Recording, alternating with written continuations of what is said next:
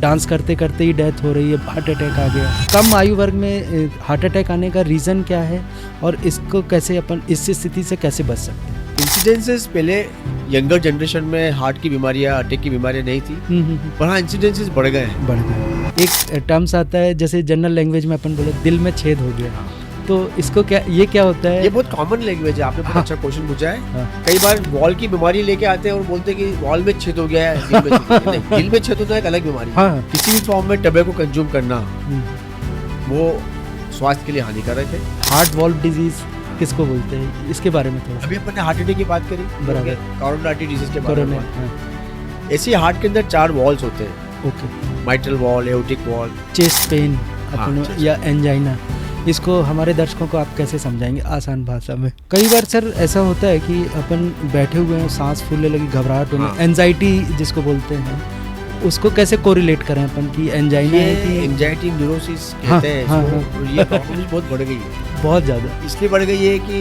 एक healthy heart रखने के लिए आप क्या सलाह देंगे कि कैसे? आपके नुकसान की बात है, लेकिन एक घरेलू हार्ट रखने के लिए पहले तो हेल्दी माइंड होना जरूरी है। ओके। आपका माइंड रिलैक्स है और आपका माइंड बराबर चल रहा है। हेल्दी हार्ट के लिए ऑयल या घी?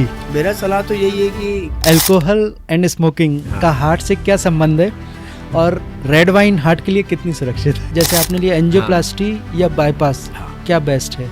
इसको कैसे आप अलग अलग पेशेंट्स के लिए अलग तरह के इलाज है।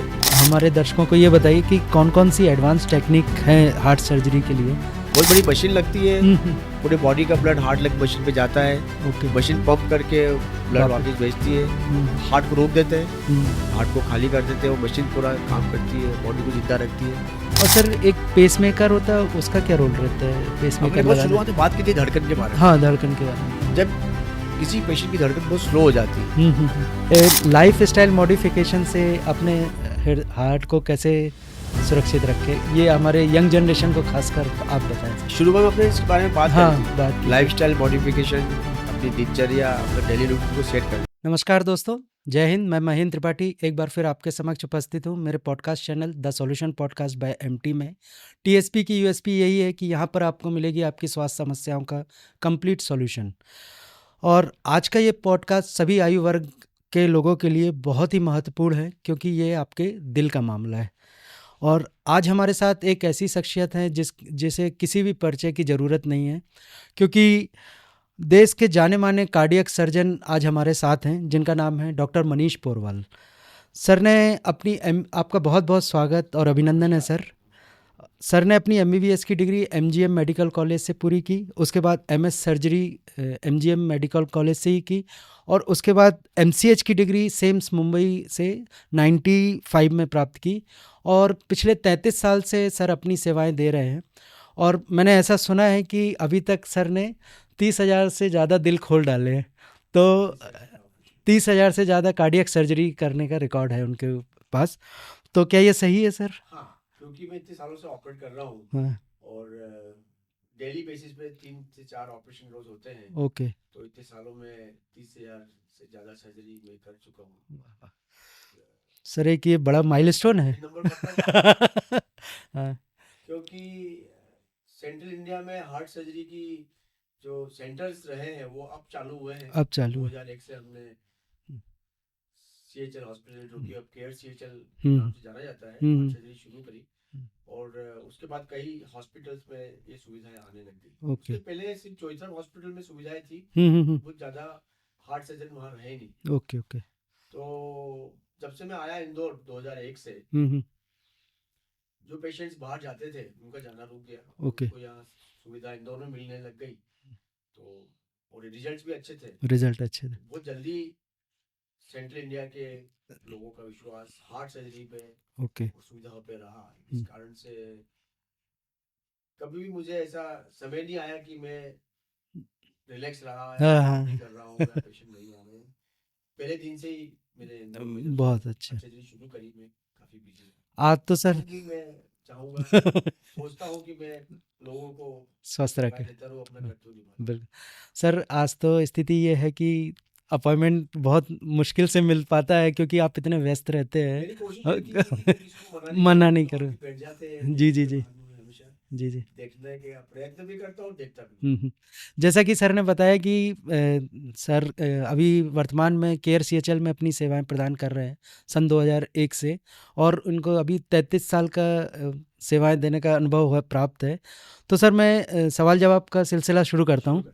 ठीक है सर, सबसे पहला मेरा सवाल है कि जो आज के समय में सबसे करंट इंसिडेंट्स जो आ रहे हैं, सडन हार्ट अटैक के आ रहे हैं, और वो भी कम आयु वर्ग में, जैसे कि आपको सुनने में आया होगा कि सर डांस करते करते ही डेथ हो रही है, हार्ट अटैक आ गया।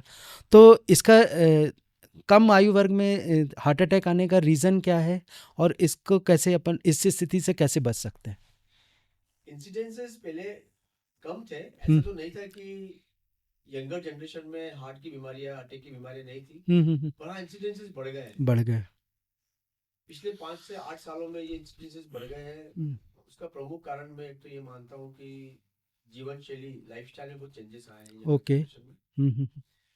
यंगर जनरेशन में जो स्ट्रेस का लेवल है, मानसिक तनाव पहले से बहुत ज्यादा है। ओके। आज अपन 20-25 साल पहले की बात करें या हमारे एजुकेशन की टाइम की बात करें तो हमें इतना तनाव नहीं था। थोड़ी कंपटीशन थी और उस कंपटीशन को हम बड़े अच्छे से कर पाते थे। अब क्या हो गया है कि नंबर ऑफ स्टूडेंट्स बढ़ गए। पहले नंबर ऑफ स्टूडेंट्स कम थे। हर एग्जाम में अब हजारों में जो संख्या हुआ करती थी, लाखों में है। तो ये कंपटीशन एजुकेशन लेवल में बढ़ी है तो तनाव बढ़ा है। दूसरा जो मैंने कहा लाइफस्टाइल में चेंजेस आए हैं, स्मोकिंग की प्रवृत्ति बहुत बढ़ गई यंगर जनरेशन में। ओके। किसी भी फॉर्म में टबैको कंज्यूम करना वो स्वास्थ्य के लिए हानिकारक है। ओके। टोबैको से कैंसर की संभावना बढ़ती है, टोबैको से ब्लॉकेजेस की संभावना बढ़ती है। सबसे ज्यादा ब्लॉकेजेस हार्ट में स्मोकिंग की वजह से होते हैं। ओके। यंगर जनरेशन में ये सब बढ़ गया है। ओके। अल्कोहल का सेवन भी यंगर जनरेशन में बहुत बहुत ज्यादा। तो प्रमुख रूप से मैं मानूंगा मानसिक तनाव, किसी भी तरह का मानसिक तनाव हो, पीयर प्रेशर हो, एजुकेशन तनाव हो या प्रोफेशन से रिलेटेड तनाव हो, अल्कोहल कंजम्पशन, स्मोकिंग, ये सब बहुत बढ़ गई। इस कारण से यंगर पेशेंट्स में हार्ट अटैक की संभावना है। सर एक इसी में मैं पूछना चाहता था, जैसे कोरोना के बाद अपने को ये इंसिडेंट्स ज़्यादा देखने को मिले, क्या लगता है कि ये कोरोना के बाद कोरोना में जो कोरोना वायरस है वो लंग्स को खत्म कर देता था, लंग्स में इन्फेक्शन पहुंचता था, लेकिन साथ ही साथ खून की नसों में ब्लॉकेजेस पैदा करता था। ओके। तो उस टाइम के जो पेशेंट्स हैं जिनको कोरोना लंबे समय तक रहा, कुछ पेशेंट्स को तो ब्लॉकेजेस तभी हुए, ओके, और कुछ पेशेंट्स को ब्लॉकेजेस बाद में हुए, ओके। ये ब्लॉकेजेस थोड़े से भी होने के बाद खून की नसों में ब्लॉकेजेस बढ़ने लग जाते हैं। तो उस संबंध में पेशेंट्स कुछ बढ़े हैं कोरोना के। डायरेक्टली कोरोना के वायरस, डायरेक्टली कोरोना का जो वैक्सीन है उससे संबंधित कोई नहीं है विज्ञान में या साइंस में कोई कारण नहीं, कोई अभी तक कोरोना वायरस के थ्रोम्बोसिस के चांसेस बढ़ने के कारण से ये केसेस काफ़ी बड़ा। Okay sir. सर आज का जैसे मैंने बताया कि ये पॉडकास्ट जो है बिल्कुल जिसको बिल्कुल भी ज्ञान नहीं है उसके लिए, हार्ट के जानकारी के लिए है। तो मेरा पहला सवाल यही है, हार्ट अटैक क्या होता है सर, और इससे कैसे बचे जा सकता है? हार्ट अटैक मतलब ये है कि हार्ट अटैक किसी मरीज को आया है, किसी इंसान को हार्ट अटैक आया है, इसका मतलब उसका हार्ट का कोई भाग डैमेज हुआ है। ओके। अभी हार्ट का कितना भाग डैमेज हुआ हुआ है जांचों से मालूम पड़ेगा, लेकिन उसकी कोई ना कोई हार्ट की नस या तो पूरी बंद हो गई है, या उसमें थ्रोम्बस बन गया है, थक्का बन गया है, या पहले से कुछ ब्लॉकेज रहे हैं, वो चलती हुई नस जो पहले ब्लॉक थी वो पूरी बंद हो गई। ओके। तो जब नस पूरी बंद हो जाएगी हार्ट की, तो हार्ट की मांसपेशियों को ब्लड नहीं मिलेगा, तो हार्ट का कुछ भाग डैमेज हो जाता है। ओके। तो जब हार्ट का कुछ भाग डैमेज होगा तो उसको हार्ट अटैक बोलते हैं, लेकिन इसकी डायग्नोसिस ईसीजी और इको, ये दो जांचों से बनती है। ओके। बेसिक हर उस व्यक्ति को जिसको छाती में दर्द हो रहा है, जरूरी नहीं को हार्ट अटैक आए। ओके। हार्ट अटैक तभी होता है जब ईसीजी में कुछ चेंजेस आए, खराबी आई, इको में कोई खराबी आई, तो उसको हार्ट अटैक। ओके। इसके हार्ट अटैक के बेसिक थम इको और ईसीजी, उसकी जांचें ईसीजी और इको से ही होती है। ओके। ईसीजी की और इको की जांचों से मालूम पड़ जाता है कि कितना अटैक है, सीवियरिटी कितनी। Okay okay. और सर इसके सिम्टम्स क्या होते हैं? हार्ट अटैक आने के पहले हाँ जो स्थिति बनती है उसको एंजाइना बोलते हैं। एंजाइना मतलब हार्ट की नसों को ब्लॉकेजेस है या हार्ट की मांसपेशियों को ब्लड नहीं मिल रहा, तो एंजाइना में कुछ तरह का दर्द होता है, छाती में दर्द होता है, कभी जबड़ों में दर्द होता है, ओके, कभी चलने में दर्द होता है। तो ये स्थिति एंजाइना की होती है, पर जब वो दर्द इतना बढ़ जाता है कि साथ में पसीना आ रहा है या साथ में घबराहट हो रही है ओके और बहुत तीव्र दर्द हो रहा है, तीव्र दर्द हो रहा तो है, सामान्य से कुछ अनयूजुअल लग रहा है, असामान्य लग रहा है, हाँ हाँ तो हम उसको हार्ट अटैक की संज्ञा देते मान हैं। सकते हैं कि हार्ट अटैक आया है। ओके ऐसे मरीजों को तुरंत हॉस्पिटल में जाना चाहिए, वो अच्छे बड़े हॉस्पिटल बड़े हॉस्पिटल। ओके सर, एक मैं तो सेकंड क्वेश्चन मेरा ये है, कोरोनी कोरोनरी आर्टरी डिजीज या कोरोनरी हार्ट डिजीज क्या होती है? जो खून की नसें होती, पूरे शरीर में खून की नसें हैं, हाँ जी। ब्रेन में खून की नसें हैं, हम्म, पूरी बॉडी में, हाथ में, पाँव में खून की नसें हैं। अपने को चोट लगती है तो ब्लड आता है, मतलब खून की खून, नसों में कुछ चोट लगी, ठीक है। तो इस तरह की नसें हार्ट में भी होती है। हम्म, हार्ट तो निरंतर काम करता है 24 घंटे, बराबर, आराम करने का समय ही नहीं। समय नहीं तो होता। हार्ट को तो बहुत ब्लड लगता है, वो ओके। हार्ट में खूब सारी खून की नसें होती है। तो ये हार्ट के जो खून की नसें हैं उसमें जब कोलेस्ट्रॉल जमना शुरू होता है, ओके धमनियों में कोलेस्ट्रॉल जम जाता है, हम अपनी सामान्य भाषा में बोलते हैं कि चिकनाई जम रही है, ओके कोलेस्ट्रॉल जम रहा है, तो ये खाने पीने से आता है, लीवर ओके। में थोड़ा कोलेस्ट्रॉल बनता है। तो हम्म, ये जब कोलेस्ट्रॉल जमना शुरू हो जाता है तो हाँ हाँ उसको हम कोरोनरी आर्टरी डिसीज का नाम देते हैं। ओके। और सर मेरा अगला क्वेश्चन ये है, सर एरिथमिया या हार्ट रिदम डिसऑर्डर क्या होता है? हृदय में एक तरह का पावर हाउस है छोटा सा, वो अच्छा इलेक्ट्रिसिटी प्रोडक्ट पैदा करता है। अच्छा। ये इलेक्ट, ईसीजी जो आता है वो क्या है, हाँ ईसीजी वही इलेक्ट्रिक इम्पल्सेस है जो ईसीजी में एक मशीन के माध्यम से हाँ बेसिस हाँ पे ऐसा रिकॉर्डिंग बनता है। ओके। तो वो जो छोटा सा पावर हाउस है वो बिजली पैदा करता है, हम्म। और वो बिजली पैदा करता है और धड़कन को नियंत्रित करता है। ओके। जब हम थोड़ा तेज चलते हैं, हम्म, बातचीत ज्यादा करते हैं, तो ज्यादा धड़कन बढ़ती है, बढ़ हार्ट जाते को हैं। ज्यादा ब्लड लगता है, तो बढ़ाता है, तो ब्लड धड़कन को कंपेंसेट करता है। कंपल्सन। जब सो जाते हैं, हम्म, रिलैक्स होते हैं, रिलैक्स मोड में, तो हाँ थोड़ी धड़कन कम होती है, ओके, रिलैक्स मोड में स्लीपिंग स्लीपिंग पल्स रेट कम होती है। ओके। तो ये धड़कन का नियंत्रण हार्ट के अंदर एक जो बिजली बनती है, हम्म, इलेक्ट्रिसिटी बनती है, उससे नियंत्रित होता है। ओके तो सामान्य धड़कन कम ज्यादा होती रहती है, लेकिन ओके। जब धड़कन बहुत ज्यादा तेज हो जाती है, जो असामान्य हो जाती है, जो हम्म ईसीजी से दिख जाती है, हम्म। उसको अपन असामान्य बोलते हैं, उसको मलेरिया बोलते हैं। ओके तो सामान्य धड़कन 70 से लेके 190 तक वेरी करती है ओके। एक युवा में, युवा में। एडल्ट्स में। ओके बच्चों में ये धड़कन थोड़ी फास्ट रहती है, ओके। बच्चों का डेवलपमेंट धीरे धीरे होता है, तो धड़कन जो फास्ट होती है 90-100 के ऊपर होती है, हाँ वो धीरे धीरे कम होती है, कम जिससे होता बड़ा होता है। ओके। है। तो ये बिजली का जो बनती है पावर हार्ट में, हाउस हो रहा उसकी पावर हाउस का खेल है। है। Okay okay. Thank you sir. और अगले क्वेश्चन पे बढ़ते हुए, एक आप जैसे आप कार्डियक सर्जन हैं तो हार्ट के अंदर आपने खोल के देख लिया है, तो एक कहने में आता है हार्ट वॉल्व डिजीज हाँ। किसको बोलते हैं, इसके बारे में थोड़ा सा अभी बताएं। अपने हार्ट अटैक की बात करी, बराबर। कोरोनरी आर्टरी डिजीज के बारे में कोरोनरी, बात हाँ करी। ऐसे हार्ट के अंदर 4 वॉल्स होते हैं, okay. Mitral valve, aortic valve, tricuspid valve, hmm. Pulmonary valve. ये चारों वॉल्स जो है अपना यही काम करते हैं जो एक सामान्य पानी के पंप में वॉल का काम होता है। ओके। वॉल का काम होता है कि कोई भी पानी का फ्लो या ब्लड का फ्लो यूनिडायरेक्शन में जाए, हम्म आगे हम्म जाए हम्म, और हम्म, रिटर्न नहीं आए। ओके। तो यही काम हार्ट के वॉल्स का होता है, जितने भी चेम्बर्स है हार्ट में, उसमें ब्लड आता है, उसमें आगे बढ़ता है, हम्म। तो विपरीत दिशा में लीकेज नहीं हो, ऐसा वो वॉल का काम है। ओके, तो सर इसका उपचार केवल सर्जरी ही रहता है? वॉल्स की जब बीमारियां होती है हम्म। तो सांस भरना, पाँव में सूजन आना, ये सब मालूम पड़ता है, ओके और इको से उसकी डायग्नोसिस बनती है, ओके। Cardiac echo. जैसे कार्डियक, हमारी पेट की सोनोग्राफी होती है ना, वैसे हार्ट की सोनोग्राफी बोल सकते हैं, इको को सांस बोल, लेने वाली, अच्छा। इसको हम कार्डियक इको बोलते हैं। इको से मालूम पड़ता है कि वॉल की क्या स्टेटस है, कि सिकुड़ गया है या लीकेज हो रहा है। ओके। तो शुरुआत में तो कई सालों तक दवाइयों से काम चल जाता है, अच्छा अच्छा, थोड़ा जनरल बहुत मेडिसिन से। ऑपरेशन, हाँ मेडिसिन से काम चल जाता है। ओके, लेकिन जब ये बीमारी बढ़ जाती बढ़ है, जाती है। या तो वॉल की स्टेनोसिस बहुत सीवियर हो गई है, बहुत ज्यादा हो गई कि ब्लड आगे जा नहीं रहा है, हम्म। या लीकेज जिसको रिगर्जिटेशन बोलते हैं बहुत ज्यादा बढ़ गया है, ओके। तो दवाइयों से कंट्रोल भी नहीं हो रहा है, हम्म हार्ट की साइज थोड़ी फैलने लग गई है, हार्ट के चैम्बर्स फैलने लग गए, उस हम्म। स्थिति में फिर सर्जरी की नौबत आती है। नौ पर बता। काफी मरीजों को दवाइयों से काफी रिलीफ मिलता है, बहुत साल निकल भी जाते हैं। Okay okay. और हर ऐसे मरीजों को रेगुलर 3-4 सालों में अपने इको कराते रहते हैं, अच्छा, जिससे मालूम पड़ा कि प्रोग्रेस कितनी है। प्रोग्रेस, सर्जरी का टाइम आ गया है तो समय पे सर्जरी। सर्जरी करा लेनी चाहिए। Thank you sir. सर एक और मैं इसी में पूछना चाहूँगा, एक टर्म्स आता है जैसे जनरल लैंग्वेज में अपन बोले दिल में छेद हो गया, हाँ, तो इसको क्या, ये क्या होता है? ये बहुत कॉमन लैंग्वेज है, आपने बहुत हाँ अच्छा क्वेश्चन पूछा है। हाँ। तो लोगों कई बार वॉल की बीमारी लेके आते हैं और बोलते हैं कि वॉल में छेद हो गया है, दिल में छेद हो गया है, एक अलग बीमारी है। हाँ अच्छा। मैंने 2 कैटेगरी डिस्कस करी, कोरोनरी आर्टरी डिसीज हाँ जो कि हार्ट अटैक देती है, देती है। दूसरी अपन ने वॉल रिप्लेसमेंट, वॉल सर्जरी के बारे में या वॉल की डिसीज के बारे में बात करी। हम्म। तो दिल में छेद होना है तीसरी कैटेगरी की हार्ट की बीमारी होती है, अच्छा। इसको बोलते हैं हम कंजेनाइटल हार्ट डिसीज। मतलब बाय बर्थ बच्चे में हल्का सा छेद रहता है, छेद छोटा अच्छा छेद है या बड़ा छेद है, ओके इसको जन्मजात विकार बोलते हैं। ओके तो माँ के पेट से जब बच्चे का डेवलपमेंट होता है, उस डेवलपमेंट में छोटा सा छेद रह जाता है, जब डेवलपमेंट हार्ट का नहीं हो पाता है, दो चैम्बर के बीच में एक सेप्टम होती है जिसको अपन पर्दा बोलते हैं, वो सब पर्दे में छेद रह जाता है। ओके तो वो छेद जो हार्ट में है वो पैदाइशी है। इसके बारे में भी कई बार इग्नोर करते हैं। हाँ बचपन में किसी डॉक्टर ने बोला कि इसको हार्ट में छेद है, आ गया, उसको आप दिखा देना, तो कई बार मरीज लोग दिखाते नहीं है, ओवरलुक कर जाते हैं ओवरलुक करने से वो छेद बढ़ता भी है बढ़ते और फेफड़े की नसों को उसको प्रेशर बढ़ाता है वो हार्ट का फेलियर होना होता है। तो छेद होना, छोटा छेद है तो उसके लिए कुछ भी नहीं करना है।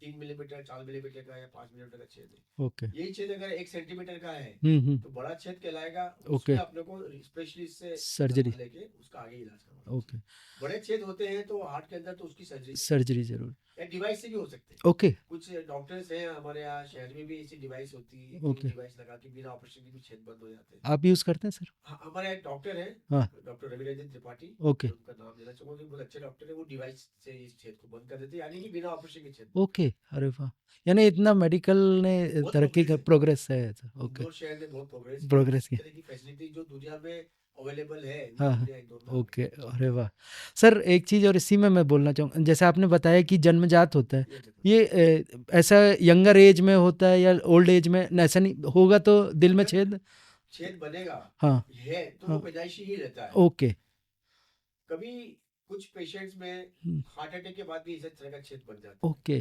वो हार्ट अटैक के कारण से जो दो चेम्बर के बीच की जो सेप्टम है हम्म उसमें थोड़ी हम्म, सड़न आ जाती है, ओके तो वो छेद बन जाता है। वो एक सर्जिकल इमरजेंसी हो जाती है। हम्म, सर बाकी छेद जितने भी सामान्य लैंग्वेज में अपन बोलते हैं तो वो हम्म पैदाइशी होते हैं। ओके वो वॉल में छेद होना वो थोड़ी सी गलत लैंग्वेज है, या तो सुबुर जाते हैं या लीकेज छेद नहीं होता। अच्छा छेद जो होता है वो सेप्टम में सेप्टम होता है ओके तो सर जैसे अभी अपन बात कर ही रहे थे एक आपने चेस्ट पेन अपन हाँ, या एंजाइना इसको हमारे दर्शकों को आप कैसे समझाएंगे आसान भाषा में चेस्ट पेन कई तरह का होता कई है। तरह का होता है बराबर बर्निंग होती है, कभी कभी जो जलन होती है एसिडिटी की, वो भी चेस्ट पेन कहलाती है। बराबर और कभी छाती में चेस्ट पेन, मस्कुलर पेन भी होता है।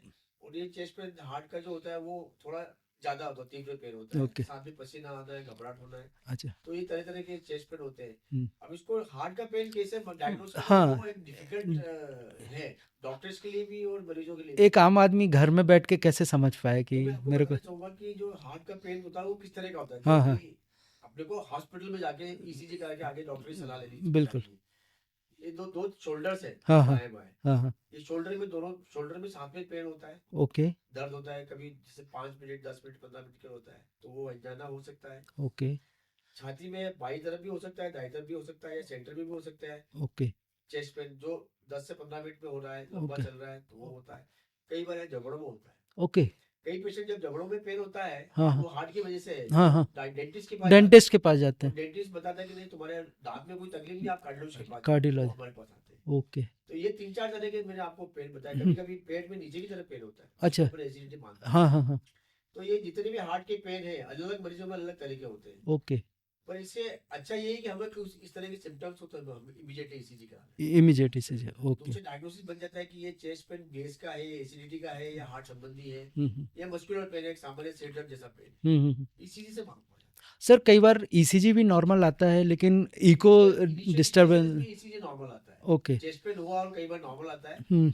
तो अगर पेन सबसाइड नहीं हो रहा है ओके आधे घंटे में, परसिस्ट नहीं कर रहा है मतलब परसिस्टेंट पेन है, तो ईसीजी रिपीट करवाना चाहिए। ओके तो उससे मालूम पड़ जाएगा कि अब इसमें खराबी आ रही है, हार्ट की कोई नस ब्लॉक हुई है। तो ये चेस्ट पेन अगर लंबे समय तक है तो ईसीजी कराना जरूरी है। इस बात में अब एक बात और बताना चाहूंगा, दर्शकों को बताना चाहूंगा कि जो डायबिटिक्स होते हैं हाँ हाँ उनको पेन नहीं होता है, अच्छा उनको दर्द नहीं होता, उनकी नसें जो है हाँ हाँ हार्ट की नसों में मालूम नहीं पड़ता है। ओके तो ऐसे मरीजों को ज्यादा प्रिकॉशन लेना चाहिए। ओके थोड़ा सा भी अनयूजुअल तकलीफ है, ऐसी पसीना आ रहा है, हाँ घबराहट हो रही हाँ है, तो इमीडिएटली जाके ईसीजी कराना चाहिए। ओके उनको इंतजार नहीं करना चाहिए कि मेरे को चेस्ट पेन तो हो नहीं रहा, मैं हाँ चलता हाँ हूँ हॉस्पिटल। सही बात तो डायबिटिक्स में चेस्ट पेन नहीं होता, साइलेंट अटैक, साइलेंट इसलिए अटैक बोलते हैं silent attack। Okay okay sir एक थैंक यू बहुत अच्छी जानकारी आपने दी सर इसी को आगे बढ़ाते हुए सर एक शॉर्टनेस ऑफ ब्रेथ जिसको बोलते हैं सांस फूलना ये भी हार्ट से ही रिलेटेड है तो इसको आप थोड़ा सा समझाइए सर कैसे कई इस पेशेंट्स जो होते हैं, जैसे मैंने बोला एक डायबिटिक वाले हम्म को हम्म चेस्ट हम्म, पेन होता है तो उसको शॉर्टनेस ऑफ ब्रेथ होती है, हाँ सांस हाँ फूलती है। तो सांस भरने के कारण से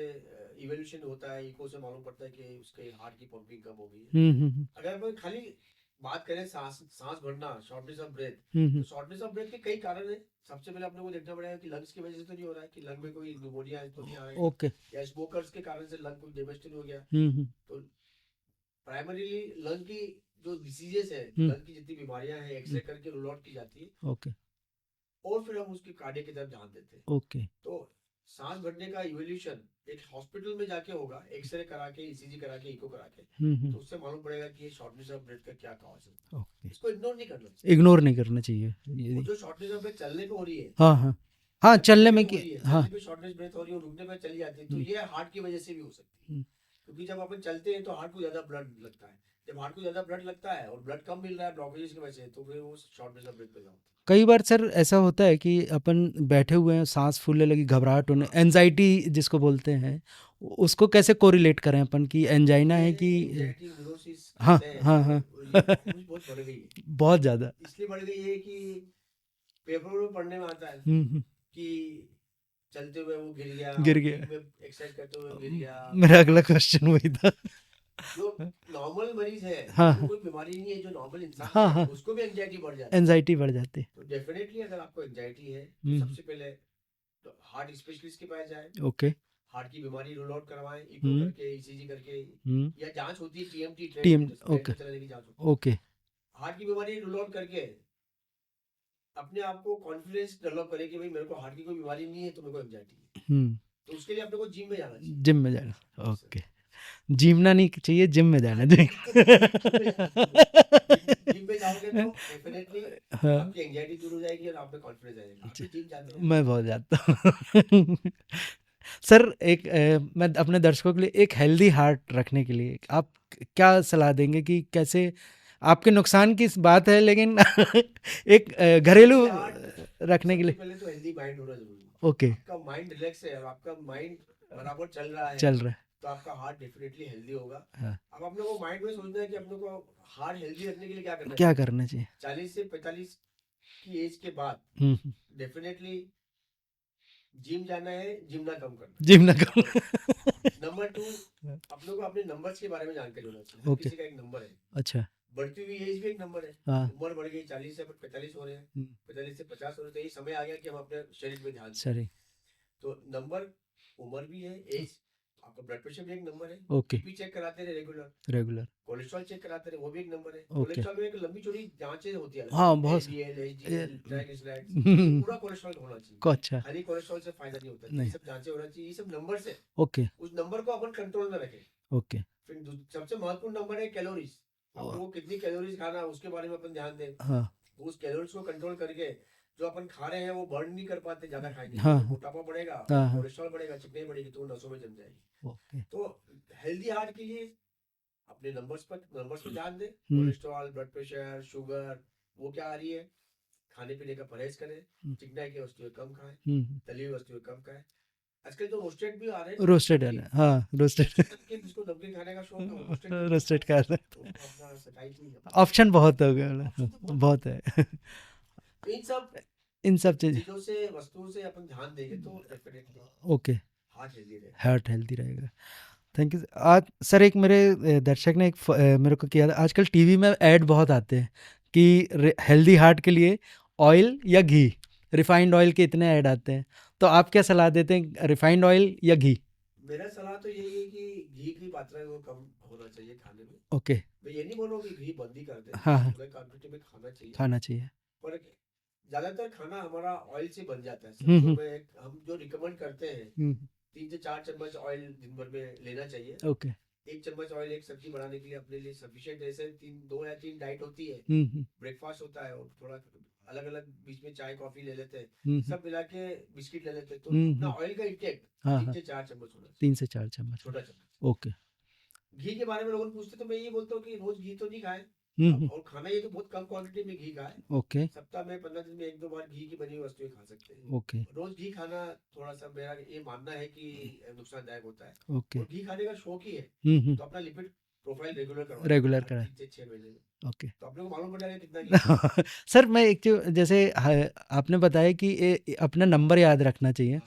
तो एक रेगुलर हेल्थ चेकअप अपने को किस उम्र से स्टार्ट करना चाहिए कि इस उम्र 40 से 45 40? की उम्र आ गई है, ओके। उसके बाद अपने को रेगुलर हेल्थ चेकअप कराना चाहिए। Health checkup. में एक बार लिपिड प्रोफाइल और कोलेस्ट्रॉल ये सब जांचें कराएं, जांच। और एक टीएमटी की जांच कराएं। हम्म। बेड पे चलाने की जांच होती है, वो हर हॉस्पिटल में अवेलेबल हम्म। है। हम्म। इसको ट्रेडमिल टेस्ट करते हैं, ट्रेडमिल घंटे पे पे दौड़ाते हैं और ईसीजी लेते हैं। ईसीजी लेते तो हैं। वो एक्चुअल जांच है जिससे ओके। आप लोग को छिपी हुई बीमारियां होगा, हार्ट की कोई छिपी हुई बीमारियां हैं वो मालूम पड़ वो जाता पड़ जाते हैं। है। एग्जीक्यूटिव चेकअप होते हैं आजकल, हाँ, एग्जीक्यूटिव हेल्थ चेकअप। इसमें पूरा पैकेज होता है। ओके। शुरुआत होती है ईसीजी से, हम्म। ईसीजी करेंगे, ब्लड टेस्ट करेंगे, हम्म। एक्सरे करेंगे, हम्म। फिर इको करेंगे, ओके। टीएमटी करेंगे, ये पूरा पैकेज ले लें। हम्म। इससे आपकी सब तरह की जांचें सारे हो जाएगी, होगा मालूम पड़ जाएगी कोई बीमारी है कि जैसे सर अपनी बात हुई ऑप्शन की, तो एक ने बोला अल्कोहल एंड स्मोकिंग नहीं। का हाँ, हार्ट से क्या संबंध है, और रेड वाइन हार्ट के लिए कितनी सुरक्षित है? मेडिटेरियन कंट्रीज में ये कुछ रिसर्च हुए थे कि कुछ पर्टिकुलर एरिया में, वहाँ के हाँ हाँ। फ्रांस के कुछ एरियाज में और हम्म। दूसरे एरियाज में रेड वाइन थोड़ी सी बेनिफिशियल मानी गई थी। ओके। और हमारे यहाँ ये अलग है, हमारे जेनेटिक बैकग्राउंड अलग है हाँ। उन लोगों से। अच्छा। जो मेडिटेरियन सी वाला जो कंट्रीज है हाँ उसमें हाँ। जेनेटिक बैकग्राउंड अलग है, अलग हमारा है, जेनेटिक बैकग्राउंड डीएनए अलग अलग अलग। डीएनए अलग है, जेनेटिक्स अलग है, तो हम लोग बहुत प्रोन है हार्ट डिसीज के लिए। ओके। हमारा स्ट्रक्चर छोटा है, ओके। तो अल्कोहल किसी भी फॉर्म में लेना अच्छा नहीं मानते। सोशल ड्रिंकिंग में बुराई नहीं है, सोशल ड्रिंकिंग मतलब वीक में एक बार या दो बार थोड़ी सी क्वांटिटी में अल्कोहल ले लिया तो कोई बुराई नहीं। कितना ml? 60 ml। 60 ml, और मोर देन सफिशिएंट। ओके। दूसरा होता क्या है कि अल्कोहल के साथ खाने में ज्यादा आता है, हाँ। खूब मिक्सचर भी खाने में आता है, सेव भी खाने में जी जी आती जी। है, फ्राइड आइटम्स फ्राइड आइटम उसको अपन कंट्रोल में। कंट्रोल करें। तो अल्कोहल जो है बॉडी में ज्यादा क्वांटिटी में लिया जाए तो नुकसान करता है, कम क्वांटिटी में नुकसान नहीं करता। हाँ। और स्मोकिंग तो नुकसान करेगी न किसी करेगी। फॉर्म में, ओके। स्मोकिंग तो करना ही नहीं है। जैसे मैंने बोला यंगस्टर्स में जो हार्ट की बीमारियां होती है वो स्मोकिंग के कारण। सर थैंक यू, बहुत अच्छे जानकारी दी आपने। लोगों के जो शराब प्रेमी है वो खुश हो गए, लेकिन मैंने मना नहीं किया, मेरा कंट्रोल करो। हाँ, लेकिन 60 ml से 600 ml पहुंच जाते हैं, लेकिन इसलिए मैंने बोला वीक में एक दिन वीक में एक दिन। सोशल ड्रिंकिंग करें। ओके। सर एक मेरा क्वेश्चन, एंजियोग्राफी को कैसे आप हमारे दर्शकों को समझाएं? जांच होती है ओके। और इसके लिए एक दिन के लिए एडमिट होना पड़ता है हॉस्पिटल में। ओके। कभी कभी 4 से 6 घंटे में भी एडमिट होकर छुट्टी हो जाती है। ओके। एक तार पतला से डालते हैं खून की नस में, हाथ से भी डालते हैं या पाँव की नस से भी डालते ओके। हैं, वो हार्ट में जाता है और उसके अंदर दवाई देते हैं, ओके। कॉन्ट्रास्ट देते हैं, ओके। उससे हार्ट की नसों के बारे में पूरी जानकारी। एंजियो में बहुत अच्छी जांच है, ओके। इससे डरने की कोई जरूरत नहीं है, ओके। बहुत सिंपल जांच है, और इससे कोई ब्लॉकेजेस हार्ट के अंदर है वो पूरी तरह दिख जाते हैं, जो उनके परसेंटेज क्या है, ब्लॉकेजेस सिग्निफिकेंट है, क्रिटिकल ब्लॉकेजेस है कि माइल्ड है, आपको आगे क्या करना है, खाली दवा गोली पे रहना है, कि परहेज कितना करना है, कि एंजियोप्लास्टी कराना है, जैसे स्टेंट लगाना है या बाईपास की जरूरत है, ये एंजियोग्राफी से पता चल क्लियर हो सिंपल जाता है, जांच, बहुत बहुत सिंपल। ही सिंपल। लोग बहुत घबराते हैं इसको लेके, डरे रहते हैं, डर एक तो ये रहता है आप कि जबरदस्ती हमारी स्टेंट लग जाए या हाँ जबरदस्ती हाँ बाईपास टूट जाए। तो मेरा ये कहना है कि आप एंजियोग्राफी कराओ, हाँ, सेकंड ओपिनियन ले लो, सेकंड ओपिनियन। आपके फैमिली फिजिशियन से पूछ लो अच्छा। सही में कितने क्रिटिकल ब्लॉकेजेस हैं। अच्छा, इसमें टाइम रहता है सर कंसल्ट करने का एंजियोग्राफी के बाद? एंजियोग्राफी के बाद टाइम रहता है। किसी किसी को रहता है जो प्लांट वे में होते हैं, ओके।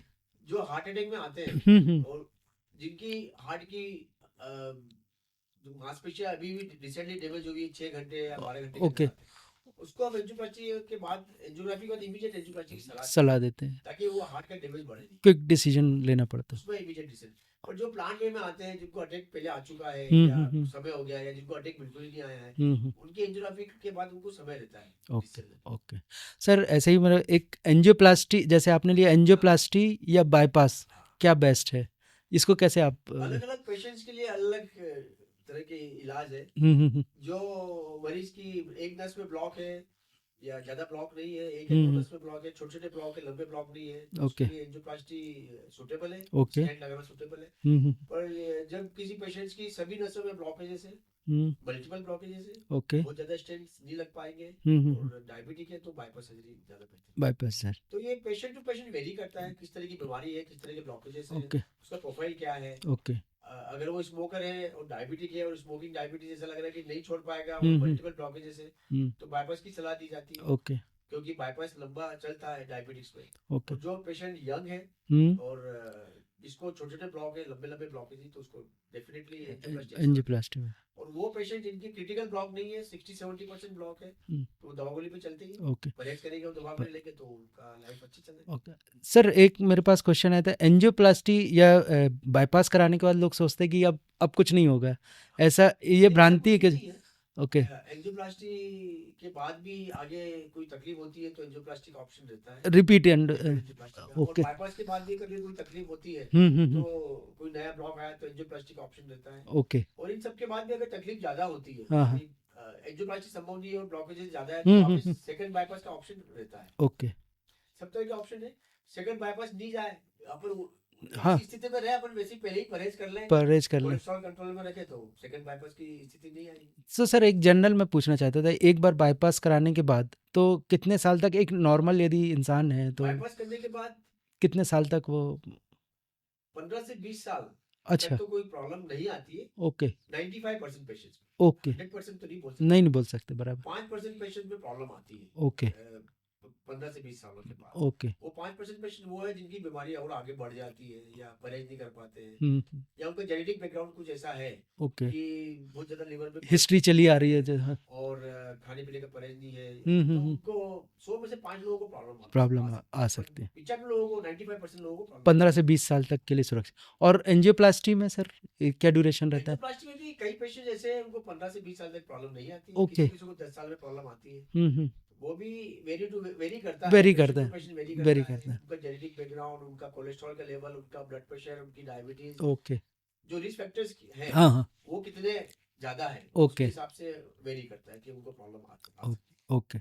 सर एक क्वेश्चन और है, ब्लड प्रेशर बढ़ना या घटने से और कोलेस्ट्रॉल बढ़ने या घटने से क्या क्या तकलीफें बढ़ सकती हैं, जैसा अभी आपने बताया, अभी थोड़ा सा हमारे दर्शकों को। प्रेशर और कोलेस्ट्रॉल ये अगर बढ़ते हैं, हाँ, तो डेफिनेटली नलियों में, हार्ट की नलियों में ब्लॉकेजेस की संभावना बढ़ती है। ओके। उससे कोलेस्ट्रॉल जमता है और उसको हम बोलते हैं प्लाक बन जाता है। एक प्लाक बन जाता है नस में और वो फ्लो को, हार्ट के फ्लो को रोक देता है। तो हाई ब्लड प्रेशर हार्ट के लिए भी हानिकारक है, उसके अलावा किडनी और आंखों पे भी असर करता है। ओके। इसी तरह डायबिटीज, ये हार्ट के अलावा आंखों पे भी असर करती है। अगर डायबिटीज लंबे समय तक बढ़ी हुई है तो किडनी पे भी असर करती है। ओके। क्योंकि ये बीमारियां सभी शरीर की नसों को डैमेज करती है, तो उसको कंट्रोल करके रखना बहुत जरूरी है और स्थानीय डॉक्टर से सलाह लेना बहुत जरूरी है। सर आज का दौर जैसे एडवांस मेडिकल टेक्नोलॉजी का दौर है, और आप हमारे दर्शकों को ये बताइए कि कौन कौन सी एडवांस टेक्निक है हार्ट सर्जरी के लिए जिन पे जैसे पहले क्या था और अब क्या है? जो होती थी उसको हार्ट लंग मशीन लगा के करते थे। ओके। बहुत बड़ी मशीन लगती है, पूरे बॉडी का ब्लड हार्ट लंग मशीन पे जाता है। ओके। मशीन पंप करके वापस भेजती है, हार्ट को रोक देते हैं, हार्ट को खाली कर देते हैं, वो मशीन पूरा काम करती है, बॉडी को जिंदा रखती है। फिर हार्ट के चेम्बर्स खोल के सर्जरी की जाती है या बाईपास की जाती है। ओके। उसको बोलते हैं open heart surgery. Open heart से अब पिछले 15-20 सालों से जितनी भी बाईपास सर्जरी होती है वो बीटिंग हार्ट टेक्निक से होती है। ओके। जिसमें कि हार्ट की धड़कन चलती रहती है। ओके। तो वो ओपन हार्ट नहीं होती। बीटिंग हार्ट टेक्निक से बाईपास करते हैं तो उसमें रिकवरी बहुत जल्दी होती है, क्योंकि हार्ट को रोका ही नहीं जाता है। चालू हार्ट में धड़कते हुए दिल पे नसें जुड़ जाती है। ओके। तो वो एक बीटिंग हार्ट बाईपास कहलाता है। ये सामान्यतः बाईपास यहाँ से होता है। कुछ पेशेंट्स ऐसे होते हैं जिनमें साइड से भी कर सकते हैं। ओके। छोटे से कट से, ये साइड का जो कट होता है उसको मिनी थोरेकोटॉमी बाईपास बोलते हैं, एमआईसी सर्जरी बोलते हैं। ओके। एमआईसी सर्जरी में 3 से 3.5 इंच का एक कट आता है निप्पल के नीचे साइड में। ओके। और कोई बोन नहीं काटी जाती। ओके। वो एमआईसी टेक्निक से बाईपास सर्जरी जल्दी रिकवरी देती है। और इसी टेक्निक से वॉल रिप्लेसमेंट भी किए जा सकते हैं। अच्छा। कई तरह के हार्ट के विकार भी ठीक किया जा सकता है। सभी पेशेंट्स एमआईसी टेक्निक के लिए सूटेबल नहीं होते। कुछ पेशेंट सूटेबल होते तो उसमें हम लोग ये सलाह देते हैं कि एमआईसी टेक्निक से आप हार्ट सर्जरी कर लें। और सर एक पेसमेकर होता है, उसका क्या रोल रहता है पेसमेकर लगाने? बात कीजिए धड़कन के बारे में। हाँ, धड़कन के बारे में। जब किसी पेशेंट की धड़कन बहुत स्लो हो जाती है और ईसीजी देख के लगता है कि इसका पावर हाउस बराबर से काम नहीं कर रहा है, इलेक्ट्रिसिटी बहुत नहीं कर रहा है, और ये स्लो धड़कन उसके लिए डिट्रीमेंटल है, उसके शरीर के लिए नुकसानदायक है, तो हम पेसमेकर एडवाइस करते हैं। ओके। ये पेसमेकर एक छोटा सा बैटरी जैसा होता है, इस ओके। साइज का होता है। ओके। ऐसा पतला सा होता है। वो यहाँ पे वो क्लेविकल जो होती है, हाँ, बोन सर बोन के अंदर रख देते हैं। हाँ। और एक लीड होती है, एक तरह का तार होता है, वो हार्ट में चले जाता है। ओके। तो ऑटोमेटिकली जब धड़कन स्लो होती है तो पेसमेकर एक्टिव हो जाता है और धड़कन को सामने लाता है। ओके। कई पेशेंट्स ऐसे होते हैं जिनकी कभी कभी धड़कन स्लो हो जाती है तो पेसमेकर चालू हो जाता है, जब धड़कन खुद की आ जाती है तो पेसमेकर बंद हो जाता है। अरे तो वाह। कई पेशेंट्स पेसमेकर पे डिपेंडेंट रहते हैं। डिपेंडेंट रहते हैं। तो अगर हार्ट रेट 40 से नीचे जा रही है तो ऐसा लग रहा है कि उस पेशेंट को सलाह लेके पेसमेकर लगवा लेना चाहिए। ओके सर, एक मैं जैसे आजकल डिवाइस आती है, मैं आपसे जानना चाहूँगा कि 24 आवर ब्लड प्रेशर चेक होता रहता है उसमें, उसको क्या बोलते हैं और कितना ज़रूरी है कई वो? तरह की डिवाइस आती है। हुँ। Ambulatory blood pressure monitoring. Okay. Ambulatory मतलब आप चल रहे हैं, आप कहीं काम कर रहे हैं, बैठे ओके। हैं, चल रहे हैं, तो वो एम्बुलेटरी ब्लड प्रेशर मॉनिटरिंग की डिवाइस आती है। हुँ। उसको लगवा लिया जाता है और बाद में उसकी एनालिसिस की जाती है कि ब्लड प्रेशर कितना रहा। ओके। तो ये होगी ब्लड प्रेशर की बात। एक डिवाइस ऐसी भी आती है जो धड़कन के बारे में जानकारी देती है। ओके। एक होल्टर बोलते हैं, होल्टर हो। वो 24 घंटे के लिए होती है। ओके। छोटा सा, जैसे पहले छोटे छोटे ट्रांजिस्टर आते थे, हाँ, हाँ, हाँ।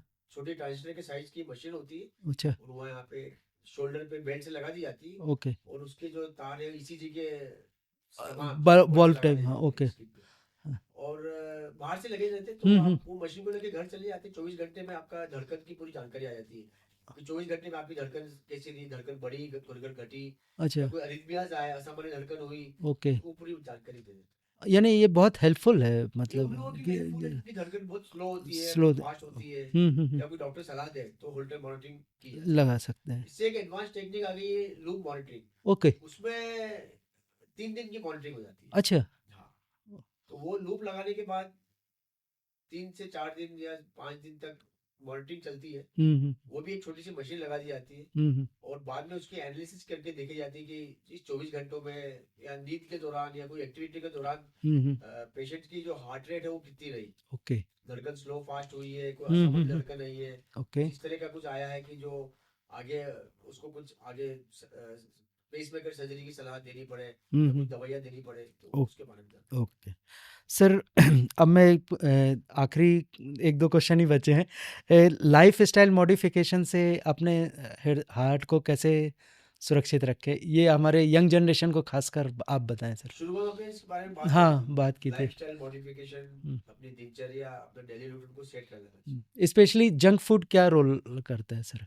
जंक फूड अपन उसी को बोलते हैं जो अपना सामान्य खाने से हटके होता हट है, के होता है। जिसमें बहुत ज्यादा क्वांटिटी में बटर है, बहुत हुँ। ज्यादा क्वांटिटी में चीज है, बहुत हुँ। ज्यादा क्वांटिटी में घी है। हुँ। तो ये सब फूड को कभी कभी अपनाएं, लेकिन एक रेगुलर बेसिस पे नहीं ले। हुँ। आजकल के बच्चों को आदत हो गई है हाँ। ऑनलाइन डिलीवरी करा के फूड मंगवाने की। तो कोई पार्टी में है, किसी फंक्शन में है, कोई सेलिब्रेशन है, तो आप उस तरह के खाने को ऑर्डर करें, लेकिन रेगुलर बेसिस पे तो अपने को घर का बना हुआ खाना खाना चाहिए, जिसमें कि घी और तेल की मात्रा कम होती है, प्रॉपर ऑयल, अच्छे क्वालिटी का ऑयल यूज होता है। तो जंक फूड को सेवन करना अच्छा नहीं है लॉन्ग अच्छा। टर्म के लिए, लंबे समय के लिए ये तरह की बीमारियां पैदा करता है। अच्छा। तो लाइफ स्टाइल मॉडिफिकेशन में सबसे पहले अपने डाइट की बात आ गई हुँ। कि अपने को खाना किस तरह का खाना है, खाना किस समय पे खाना है और कितनी बार खाना है। छोटा छोटा मील लेना चाहिए, थोड़ा थोड़ा खाना अपन लंबे समय तक तक। मतलब 4 या 5 बार में खाए, बजाय कि एक साथ खूब सारा खाना खाए और अपनी शुगर बढ़ जाए। ओके। तो अपने मील को डिवाइड करें ओके। और मील में सब्जियों में कम ऑयल का बना के खाया जाए। ओके। ऑलिव ऑयल यूज कर सकते हैं, हालांकि ऑलिव ऑयल हमेशा यूज नहीं कर सकते, ऑलिव ऑयल से कोलेस्ट्रॉल का लेवल बहुत कंट्रोल में रहता है। तो डाइट से एक अपना रेगुलर कोलेस्ट्रॉल को कंट्रोल में रखें। सप्ताह में 7 दिन में से 5 दिन आप अपने शरीर को जरूर दें एक्सरसाइज में। अच्छा। हर रोज एक्सरसाइज नहीं कर पा रहे तो वीक में से 5 दिन आधे से पौन घंटे की एक्सरसाइज। ब्रिस्क वॉकिंग सबसे अच्छी होती है, तेज चलना। ओके। थोड़ा सा अगर आप में स्टेमिना है तो थोड़ी जॉगिंग भी कर सकते हैं या जिम जा सकते हैं। तो आधे से पौन घंटे की एक्सरसाइज सप्ताह में 5 दिन बहुत जरूरी है। ओके। तो सबसे पहले अपने डाइट की बात करी, फिर अपने एक्सरसाइज करनी। बाकी अपने जो रिस्क फैक्टर्स हैं, रिस्क फैक्टर्स क्या होते हैं, वही डायबिटीज, ब्लड प्रेशर, इस तरह की बीमारियां हैं, तो उसको कंट्रोल में रखें, मेडिकेशंस ले, डॉक्टर की सलाह लें। तो इस सब चीजों को अपन अगर इकट्ठा करें, एनालाइज करें कि अपन ये सब चीजें अगर जीवन में करते रहे, पर्टिकुलरली 40-45 साल की उम्र के बाद, तो हार्ट हमेशा हेल्दी रहेगा, कभी कोई प्रॉब्लम नहीं आएगी। तो इसके बाद में मैं एक चीज ऐड करना चाहता हूँ। हाँ, इसके बावजूद भी अगर जेनेटिक बैकग्राउंड है, हाँ, फैमिली हिस्ट्री बहुत स्ट्रांग है, तो उस व्यक्ति को रेगुलर डॉक्टर की सलाह लेना चाहिए, क्योंकि उसको कभी भी बीमारी होने की संभावना बहुत ज्यादा है। मदर फादर को हार्ट की बीमारी है या ब्रदर सिस्टर्स को हार्ट की बीमारी है, तो 3 गुना ज्यादा रिस्क फैक्टर। ओके, 3 गुना ज्यादा रिस्क बढ़ जाती है। ओके, ऐसे को अपने रेगुलर कार्डियोलॉजिस्ट से टेस्ट करेंगे। Okay, okay. सर, आपने बहुत ही आसान तरीके से हमारे दर्शकों को समझाया कि हार्ट को कैसे सुरक्षित रखें और हार्ट से रिलेटेड कितनी वो है। बहुत सारी बातें और दिमाग में है, लेकिन मेरे अभी बिल्कुल दिमाग में आया। अगली बार ये तो मैं आपसे ये मैं आपसे कमिटमेंट लेके जाऊंगा कि अगली बार कभी लगेगा तो। हाँ। हाँ सर, जैसे आपने अभी अपनी ऑफलाइन बात हो रही थी ऑफ द रिकॉर्ड कि मेडिकल टूरिज्म को लेकर एक आज वर्ड चला मेडिकल टूरिज्म, कितना इफेक्टिव है आज? जैसे आपने बताया कि इंदौर में बहुत सारे आज टेक्नोलॉजी, एडवांस टेक्नोलॉजी है। टूरिज्म का सबसे बड़ा फायदा ये रहता है कि हमारे देश में ट्रीटमेंट, हर तरह का ट्रीटमेंट, मेडिकल मैनेजमेंट है कि सर्जिकल मैनेजमेंट है, ये सब बहुत सस्ता है। ओके, तो अच्छी क्वालिटी का ट्रीटमेंट कम कम पैसे में। जो बाहर के मरीज आते हैं, दुबई से आते हैं, गल्फ कंट्री से आते हैं, और वो जो इंडियंस जो यूएस में रहते हैं वो आते हैं ओके, क्योंकि वहाँ बहुत महंगा पड़ता है। ओके, तो सर वहाँ कितना अंतर होगा हार्ट, जैसे बाईपास यहाँ के और वहाँ के बाईपास? यहाँ के बाईपास में और वहाँ के बाईपास में, जैसे हमारे यहाँ बाईपास 4 से 4 लाख, डिलक्स में 4.5-5 लाख, मेट्रोज में 8 लाख 10 लाख। ओके, ये बाईपास करीब 45 से 50 लाख यूएस में। ओहो, यानी ऑलमोस्ट 10 टाइम्स ज़्यादा हो गया। बहुत महंगा। इसलिए ये मेडिकल टूरिज्म बढ़ रहा है अपने में। महत्वपूर्ण बात बताऊं, जो मेरा पेशेंट बता गया, मेरे पास एक पेशेंट है। अच्छा, करीब 3 से 4 महीने पहले ऑपरेट कराने, वो डेफिनेटली इंडियन है। हाँ, तो बोले डॉक्टर साहब उसके पास तो सब कुछ है, वहाँ का इंश्योरेंस भी है। डॉक्टर साहब मैं आपके पास इसलिए है कि आप ज्यादा ऑपरेशन करते हैं। अच्छा, प्रैक्टिस कम होगी। तो वहाँ के डॉक्टर्स का क्या है, एक दिन ओपीडी करेंगे, 2 दिन ऑपरेट करेंगे, ओके, फिर एक दिन रेस्ट पढ़ाएंगे, टीचिंग रिसर्च करेंगे। ओके, तो उनके 6 वर्किंग डेज में से फ्राइडे तो वर्किंग, तो Monday to Friday, Saturday Sunday तो काम नहीं है। तो मंडे टू फ्राइडे में भी ये मैंने जैसे आपको बताया ना, हाँ, गल्फ कंट्रीज के डॉक्टर्स हैं, वो इतना ही काम करते हैं।